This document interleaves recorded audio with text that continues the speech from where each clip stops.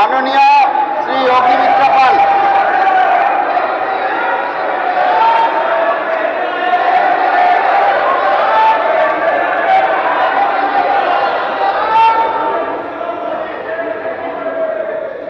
এবার মাননীয় শ্রী অগ্নিমিত্রা পাল, মাননীয় মন্ত্রী শ্রী অগ্নিমিত্রা পাল, প্লিজ। ধন্যবাদ। সময় নষ্ট করবেন না। মাননীয় অধ্যক্ষ মহোদয়কে, আজ আমি এই বিধানসভায় এমন একটি বিল নিয়ে কথা বলতে দাঁড়িয়েছি যে বিলের সমর্থন করে, যার উদ্দেশ্য কোনো রাজনৈতিক দলকে নিশানা করা নয়, কোনো মতাদর্শকে দমন করা নয়, আইনের যে শাসন প্রতিষ্ঠা করা এবং সাধারণ মানুষের সম্পত্তি এবং নিরাপত্তার ব্যবস্থা করা। প্রথমে একটি প্রশ্ন রাখতে চাই স্পিকার মহোদয়, যে আজকে এই বিলটি আনা হলো কেন সেটা দেখা দরকার। আর এই প্রশ্নের উত্তর খুঁজতে গেলে লাস্ট যে 15 বছরের তৃণমূল সরকারের যে শাসনে আমরা দেখেছি তোলাবাজি, কাটমানি, রাজনৈতিক সন্ত্রাস ও প্রশাসনিক উদাসীনতা, সেই নামেই পশ্চিমবঙ্গকে জানা গেছে। সাধারণ মানুষ নিজের বাড়িতে একটা পেরেক পুঁততেও কিন্তু ভয় পেতেন। যতই আগের সরকার বিজিবিএস করুক, কোনো ব্যবসায়ী, শিল্পপতি, ঠিকাদার কেউ রেহাই পায়নি, কারুর রেহাই ছিল না। এবং বিনিয়োগকারীরা বাংলাকে সম্পূর্ণ এড়িয়ে গেছেন, কারণ তারা বুঝতে পেরেছেন যে 15 বছরের পশ্চিমবঙ্গে আইনের শাসন ছিল না, শাসকের আইন ছিল আর শাসকের গুন্ডাদের আইন ছিল। আজকে এসআইআর বলুন, ওয়াকফ বলুন, সিএএ বলুন, সারা পশ্চিমবঙ্গ দেখেছে রাজনৈতিক অশান্তির নামে রেল লাইন উপড়ে ফেলা হয়েছে, আগুন জ্বালিয়ে দেওয়া হয়েছে, বগি আগুন জ্বালিয়ে দেওয়া হয়েছে, সরকারি অফিস ভাঙচুর করা হয়েছে, পুলিশের গাড়ি পোড়ানো হয়েছে, বাজার দোকানপাট ভাঙচুর করা হয়েছে। অথচ সরকারের ভূমিকা কিরকম দর্শকের মতো ছিল। আসলে সমস্যাটা শুধু প্রশাসনের ছিল না, অ্যাটিটিউডেরও সমস্যা ছিল। অধ্যক্ষ মহোদয়, এই বিলের প্রয়োজনীয়তা বোঝাতে আমি একটি ঘটনার উল্লেখ করতে চাই। এই ঘটনা আমরা সবাই জানি। আগের সরকারের আমলে মুর্শিদাবাদের বেলডাঙ্গায় সেখানকার এক বাসিন্দা ঝাড়খণ্ডে এক পরিযায়ী শ্রমিক হিসেবে কাজ করতে গেছিল এবং তার অস্বাভাবিক মৃত্যু হয়। মৃত্যুতে ব্যাপক উত্তেজনা ছড়িয়ে যায়, জাতীয় সড়ক অবরোধ করা হয়, রেল চলাচল ব্যাহত করা হয়, সরকারি বেসরকারি সম্পত্তি প্রচুর ক্ষয়ক্ষতি হয়, সংবাদ মাধ্যমের প্রতিনিধিদের উপরেও হামলা করা হয়। পরে জানা যায় আমাদের রাজ্যের বন্ধু রাজ্য ঝাড়খণ্ড, সেখানকার পুলিশ বলে যে না, এই মৃত্যু তো আত্মহত্যা। অথচ সেই সময়কার মুখ্যমন্ত্রী তিনি বলেছিলেন জুম্মাবারে এমনিতেও ওরা জমায়েত হয়, আমি কি তাদের আটকাতে পারি? ঠিকই তো, আপনি আটকাতে পারেননি। সরকারি সম্পত্তির ক্ষয়ক্ষতি হয়েছে,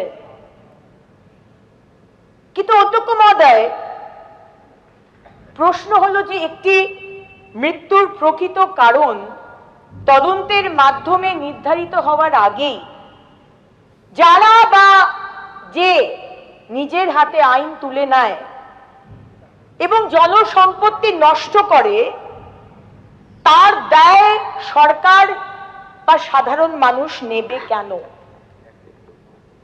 যে সরকার ভোট পরবর্তী সন্ত্রাসকে উপেক্ষা করে, যে দল গাড়ির বনেটের উপর দাঁড়িয়ে প্রকাশ্যে ডিজে বাজিয়ে ভয় দেখানোর রাজনীতিকে প্রশ্রয় দেয়, যে সরকার সমাজ বিরোধীদের বিরুদ্ধে কঠোর ব্যবস্থা না নিয়ে উল্টে তাদেরই পক্ষে কথা বলে, তাদের রক্ষা করে, সেখানে কোনোদিন আইনের শাসন প্রতিষ্ঠা হতে পারে না স্যার। আর সেই কারণে এই বিল আনা খুব দরকার।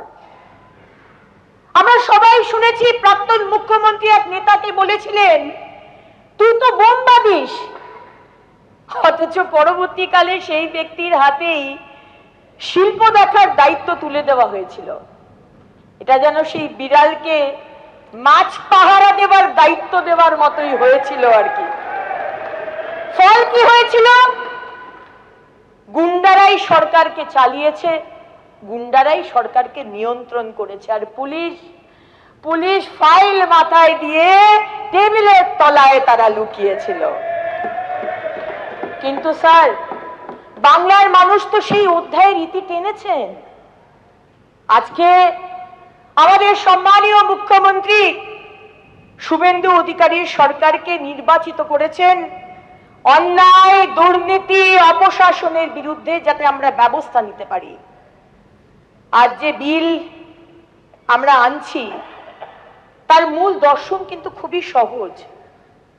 প্রতিবাদ করার অধিকার আছে নওশাদ, অবশ্যই অধিকার আছে, গণতান্ত্রিক আন্দোলনের অধিকার আছে, কিন্তু সেই অধিকারের আড়ালে নিজস্ব এজেন্ডা নিয়ে কেউ যদি বাসে আগুন দেয়, সরকারি হাসপাতাল ভাঙে, রেল লাইন নষ্ট করে, দোকানপাট লুট করে, ব্যক্তিগত বাড়িতে হামলা চালায়, তাহলে তাদের আর্থিক সে দায় তাদেরই বহন করতে হবে, সরকারকে নয়।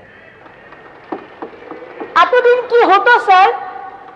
ফৌজদারি মামলা হতো, বছরের পর বছর মামলা চলছে, শেষ পর্যন্ত ক্ষতিগ্রস্ত সরকারি কিংবা বেসরকারি সম্পত্তির ক্ষতির টাকা আমরা দিতাম, সাধারণ মানুষ, আমাদের করের টাকা। অর্থাৎ অপরাধ করত কয়েকজন, কিন্তু মূল্য দিত গোটা সমাজ।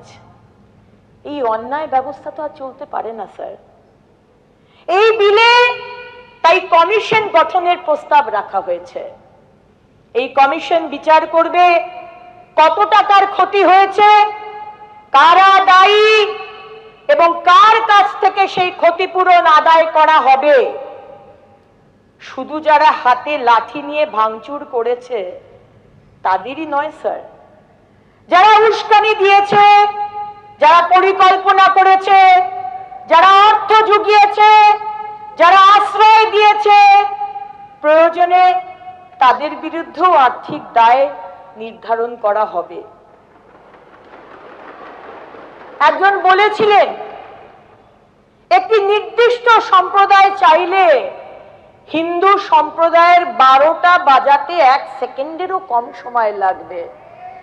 এই ধরনের মানুষ যারা এই উস্কানিমূলক মন্তব্য করবে, আমাদের কলিগ হুমায়ুন কবির মহাশয়ের মতো, তাদের এগেইনস্টেও কিন্তু এই বিল আনা হবে।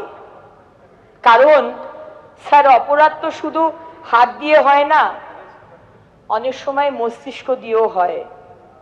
এই আইনে সরকারি সম্পত্তির পাশাপাশি বেসরকারি সম্পত্তির সুরক্ষার ব্যবস্থাও রাখা হয়েছে।